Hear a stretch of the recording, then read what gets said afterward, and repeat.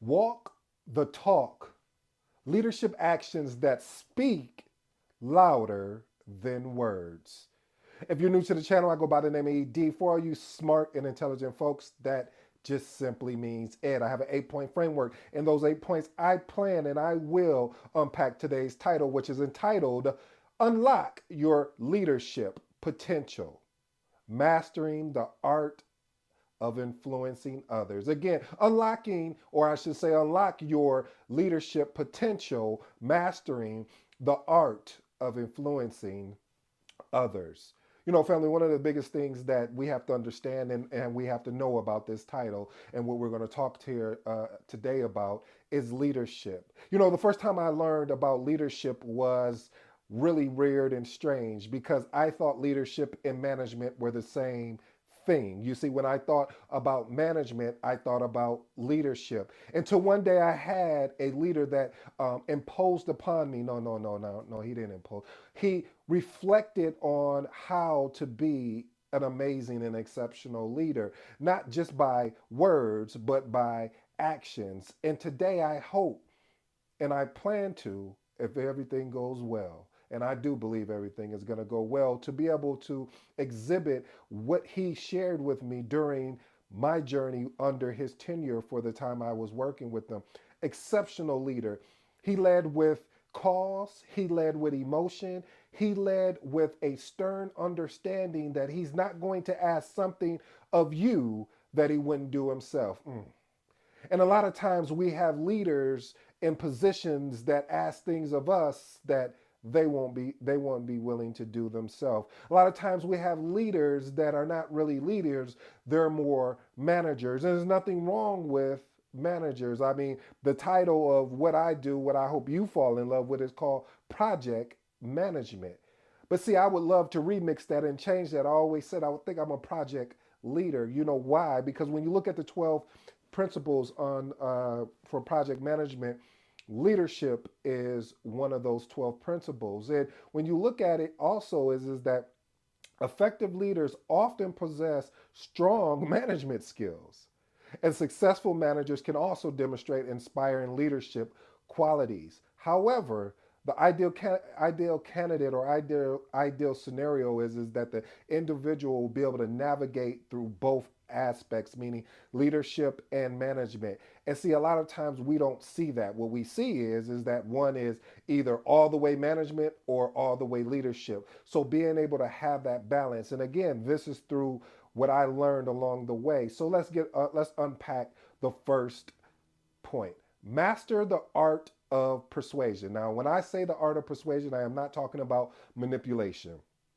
I am not talking about misusing somebody. If you haven't understood that, what I say, there we all will be used, but there's a difference between being used and misused.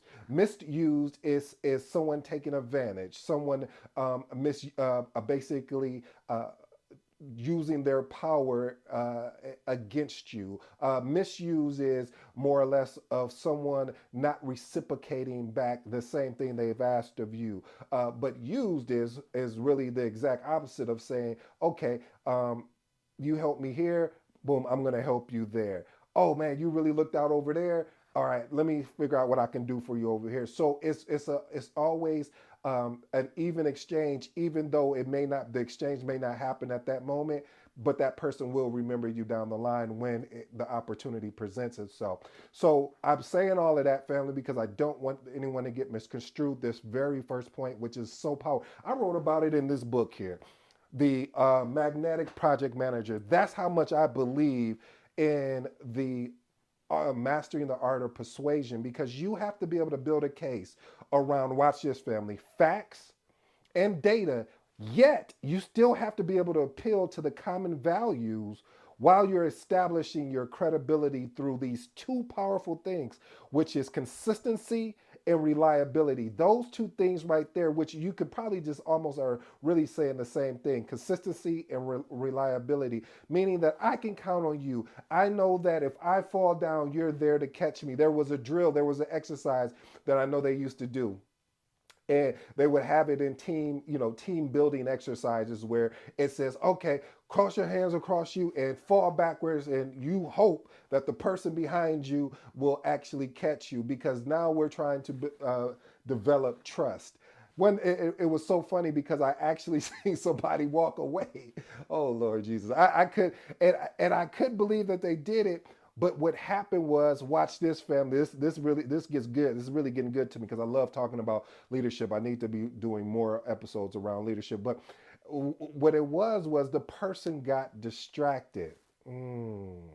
How many times in life have we gotten distracted when we were supposed to be leading someone or leading a team? We got distracted by their comments. We got distracted by our own stories that we tell ourselves, because we tell ourselves a lot of stories based on information that someone has said about us, or what we've already thought that we wasn't valuable, and we were creating what we call imposter syndrome. Okay, I'll get off of this particular thing. Hey, family, real quick, I want to let you know my mentor. You have a chance to learn from my mentor that I'm still being mentored by a gentleman named Phil. Phil is having this Saturday and Sunday, which is, if you're watching it, hopefully if in month of February, February 24th and February 25th, which is a Saturday and Sunday from 2 p.m. to 6 p.m. Eastern Standard Time. He will be hosting, if you are someone that has their PMP, really want to kind of just reignite some of the things you learned about the PMP. It's going to be 7 modules around the PMP. Just he's calling it a PMP graduate boot camp. I definitely think you should tap in and check that out. I'll pin the actual information to the top of the comments. All right, let's move on. Point number 2, build resilience. I kind of went back and forth with this when I was thinking about it. I was like, should it be about resilience or having thick skin? Because I truly believe that you have to have thick skin, which is almost the same thing as being resilient. And what I mean by that is saying that there's going to be decisions that you're going to have to make that people around you are not going to understand at that time as you're leading a project, or you're leading an effort. They're not going to understand it, but that's because they don't have all the information that you have. Or sometimes you have to make a decision based off the information you have, and move forward. And if something happens, you're going to have to figure out how to pivot. And can you deal with someone criticizing you for the decision that you made and still be able to move forward? That's why I say you're going to have thick skin when you jump in this thing that I love, that I hope you fall in love with, called project management. Because when you make a decision for the team and it doesn't pan out the way the team think it should, and they criticize you, can you accept it? And then when it does pan out the way that it should, can you accept that you may not be celebrated, you may not be congratulated that you picked up the pieces? Can you have that type of mindset to be able to still move forward and still be grateful? Because I'm going to tell you, it's going to be challenging, family. I wish it was easy, but if it was easy, everybody would be doing this thing called project management. Let's move on to point number 3. Discriminate, I said discriminate, demonstrate, excuse me, consistency and reliability. Again, demonstrate consistency and reliability. What does that mean? Having the ability to keep your promises, meet your commitments. If you said you were going to do something, do it. Don't get in between the middle. I'm trying my hardest not to go on my rant, but forget it. Let's go. So the difference, if you haven't seen it from previous videos, is the ability to be committed and not interested. What is the difference, Ed? Because you're bringing up a good point. I know I'm dealing with an intelligent family here, so because I want to ensure that we get an understanding. Commitment looks like you've made a decision, not a choice, to move forward on the thing that you said you wanted to do. You said that you want to go after your CAPM, and now you booked you purchased the resources, and you created you a study plan, and now you're studying towards getting the CAPM.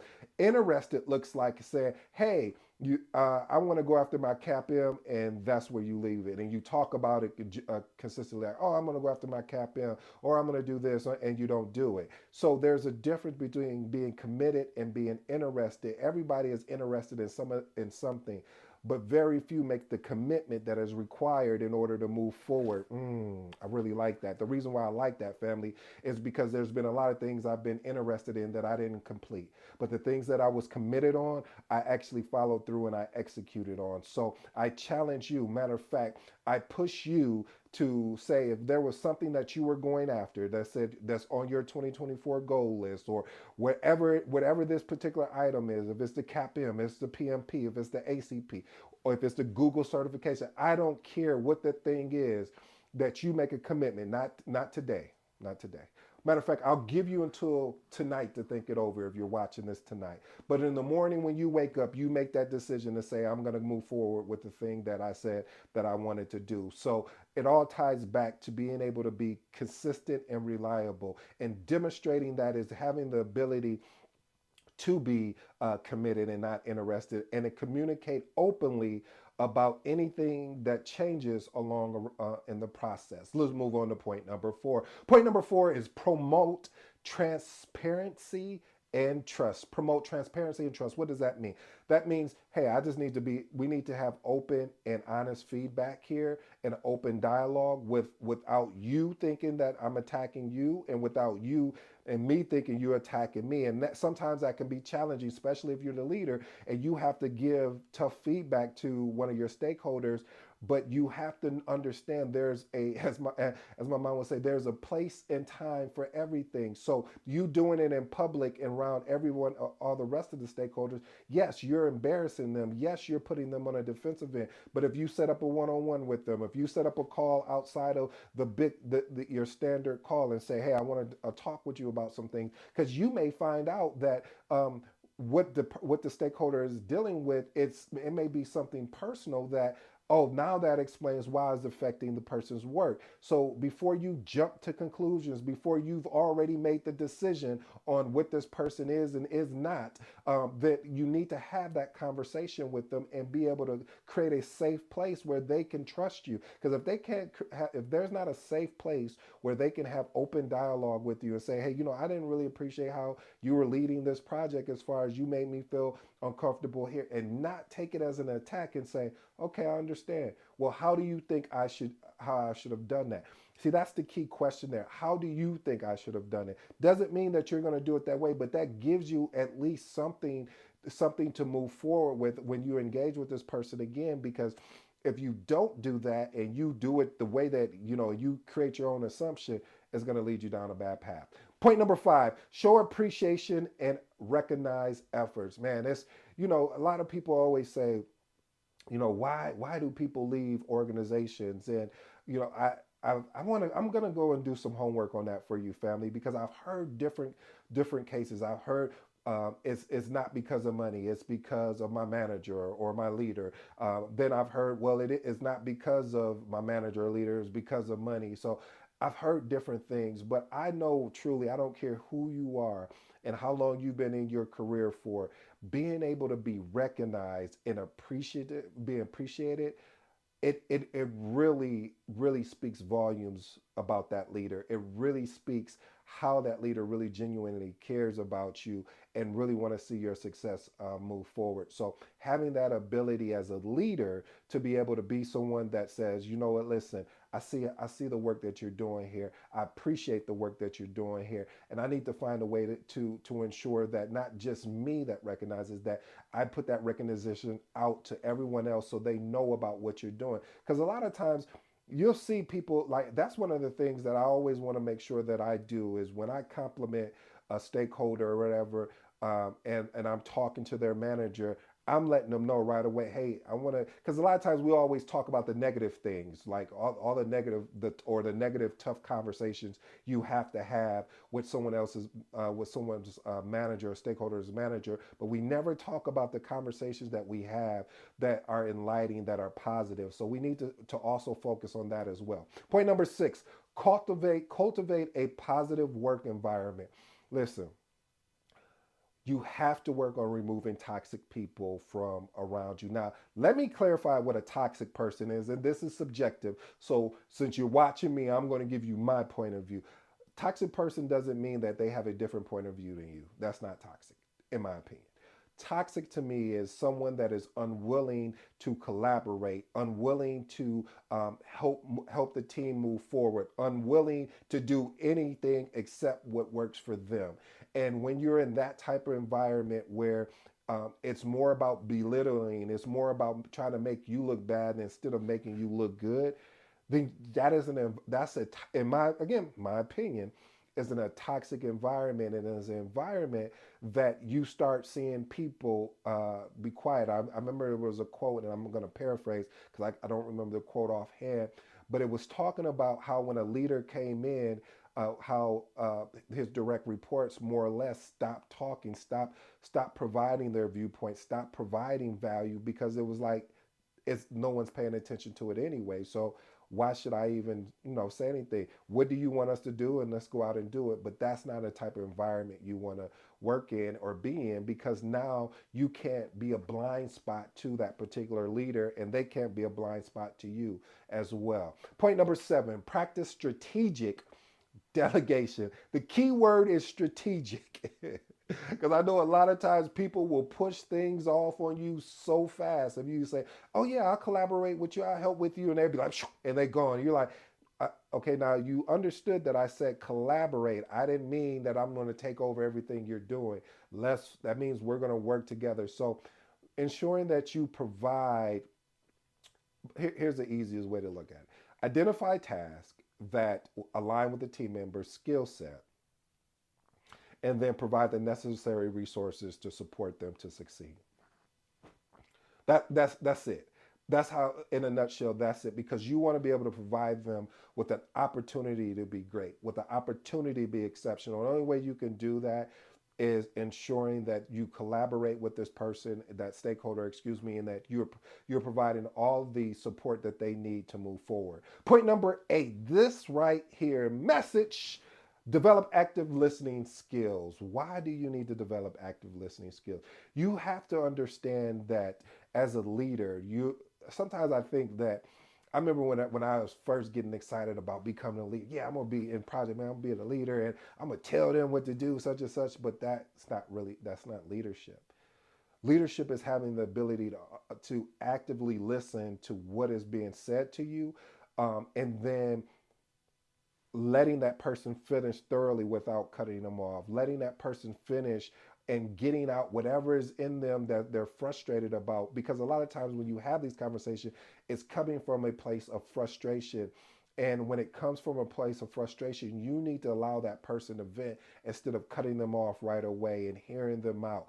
After you hear them out, then you have to go into another phase of saying, okay, if this we need to get to the root. We can't do the surface cleaning here, meaning the surface piece. We need to get to the root. What is this particular issue that is actually going on that is affecting you in this project? Once you get that, now we're able to collaborate. Here's some proposed solutions. How do you want to move forward? Again, family, being able to practice active listening is going to be key. All right, my two bonuses for you today is, you knew I was going to have growth mindset in here. Listen, family, you have to foster a growth mindset. You have to be able to know, okay, that we had a risk that came up, and now it was the issue. We need to attack it head on. What else other things that may come up that may have an impact to this project? What else is going on with our stakeholders? Do we have someone to support and back up if one of the stakeholders need to go on vacation? There's a lot of pieces that are always moving on a project, and your ability to have a growth mindset, believing not with a optimism that nothing would ever happen, but with an optimism or a growth mindset that if it does, you'll be able to react to it, or the who of the person that will be able to help you fix or resolve the problem. And my last and final bonus is being able to create or foster a sense of community and belonging.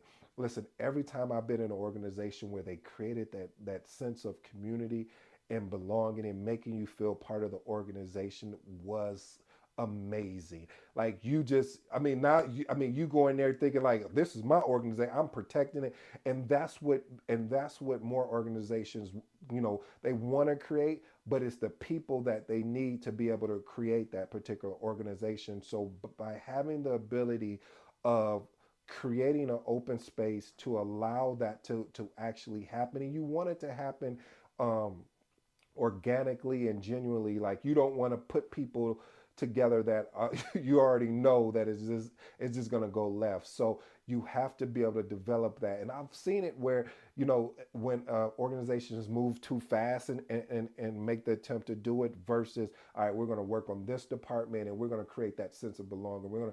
This is going to be the model, and then the next department. And then finally, when you get, finally, once you get through the whole organization, it's just a replica, but we have to start at one place first.